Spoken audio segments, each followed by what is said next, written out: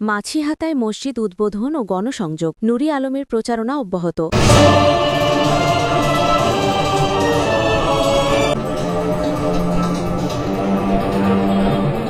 আসন্ন জাতীয় সংসদ নির্বাচনকে সামনে রেখে ব্রাহ্মণবাড়িয়া ৩ সদর ও বিজয়নগর আসনে বিএনপির ধানের শীষের পক্ষে আলহাজ নূরে আলম সিদ্দিকী গণসংযোগ করেন।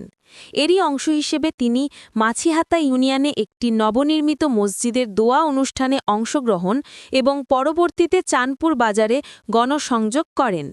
দিনের শুরুতে তিনি মাছিহাতা ইউনিয়নের পাঘাচং গ্রামের নবনির্মিত বেলাল রহমতুল্লাহ মসজিদের দোয়া মাহফিলে যোগ দেন। জোহর নামাজের পর অনুষ্ঠিত এই দোয়া ও মোনাজাত পরিচালনা করেন ব্রাহ্মণবাড়িয়ার ঐতিহ্যবাহী জামিয়া ইসলামিয়া ইউনুসিয়ার অধ্যক্ষ মুফতি মোবারকুল্লাহ।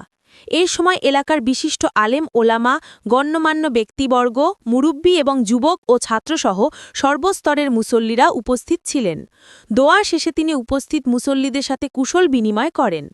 ধর্মীয় এই অনুষ্ঠানে অংশগ্রহণ শেষে আলহাজ নূরে আলম সিদ্দিকী পার্শ্ববর্তী চাঁদপুর বাজারে গণসংযোগ চালান। তিনি বাজারের ব্যবসায়ী ও সাধারণ মানুষের সাথে শুভেচ্ছা বিনিময় করেন এবং আসন্ন নির্বাচনে ধানের শীষের পক্ষে সমর্থন ও দোয়া চান।